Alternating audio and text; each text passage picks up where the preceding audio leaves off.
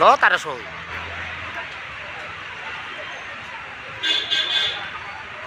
By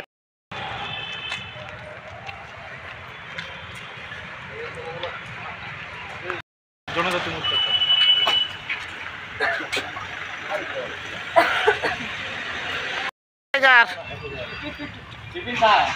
এক লগে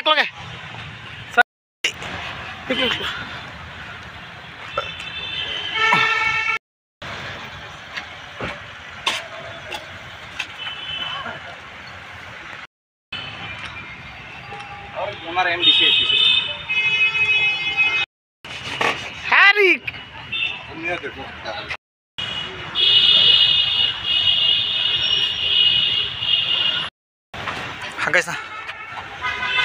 आगे जन्नी तो आगे गेट सामने पर जाऊं लगनी all of you are aware about the ongoing issues. Yesterday also our delegate, BJP and IPFT delegate had interacted with Honorable Chief Minister, and today also interacted about the ongoing issues, and we had a conversation with Chief Minister. As you all are aware, the Honorable Chief Minister has given a statement in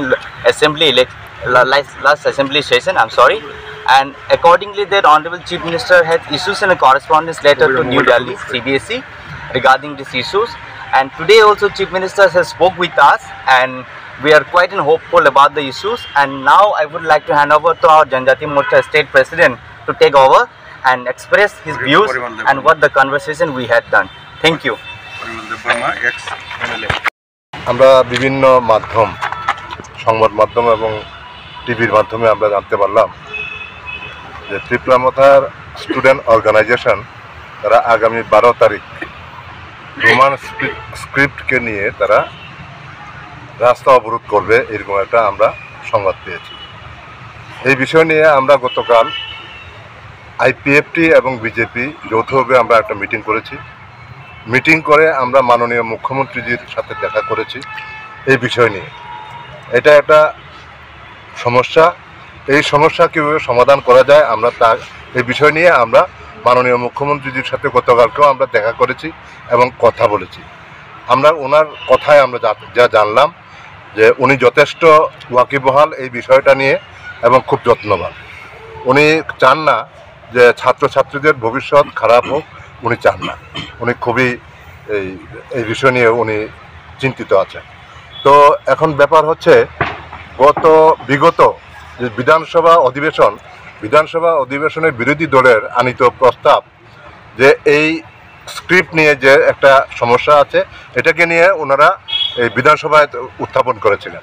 তো এটার পরিপ্রেক্ষিতে আমাদের মাননীয় মুখ্যমন্ত্রীজি ওনাদেরকে বলেছেন যে উনি এর আগে এই বিধানসভা এই অধিবেশনের আগে উনি একটা সিবিএসসির চেয়ারপারসনকে উনি একটা চিঠি দিয়েছেন এবং বিধানসভা অধিবেশন 11 তারিখ শেষ হয়েছে, শেষ হওয়ার পর 12 তারিখ উনি আরেকটা চিঠি ওনাদের কথার পরিপ্রেক্ষিতে উনি আরেকটা চিঠি দিয়েছেন সিবিএসসির চেয়ারম্যানকে, যাতে রোমান হরফ এবং বেঙ্গলি হরফ এই দুইটা অপশনেই যাতে কোন হরফ নিয়ে তারা পরীক্ষা দেবে এটা নিয়ে উনি এই চেয়ারম্যানকে চিঠি দিয়েছেন। তো এই চিঠির পরে আমরা মনে করি যে এখানে আমরা এই ধর্মঘট বা স্ট্রাইক করে রাস্তা অবরোধ করে এই সমস্যার সমাধান করা যাবে না। আমার মনে হয় যারা আজকে এই আন্দোলন করতে যাচ্ছেন, আমার মনে হয় তারা যদি গোল টেবিলে বসে যে কোনো সমস্যার সমাধানের জন্য একমাত্র সমাধানের রাস্তা হচ্ছে আলোচনা। তো ওনারা যদি আলোচনায় বসেন তাহলে মনে হয় এটা ভালো হবে। আমরা ওনারা যে বন্ড ডাকছেন এটা অগণতান্ত্রিক, এটা আমরা এই বন্ড মানছি না। আমার অনুরোধ থাকবে ওনারা আমাদের মাননীয় মুখ্যমন্ত্রীর সাথে বা সরকারের সাথে ওনারা বসে আলোচনা করুন, তাহলে এই সমস্যার সমাধান হবে। এটা সবটাই এটার আওতায় পড়ে। এখানে তো সিবিএসসির কোনো ইস্যু নেই, ত্রিপুরা বোর্ড তো সিবিএসসির আন্ডারে না, সিবিএসসি কে ফলো করে না, টিবিএসসি কোনো টিবিএসসি ও সিবিএসসি কে ফলো করে, এনসিআরটি হ্যাঁ যেটাতে এনসিআরটি সিলেবাসে ফলো করে।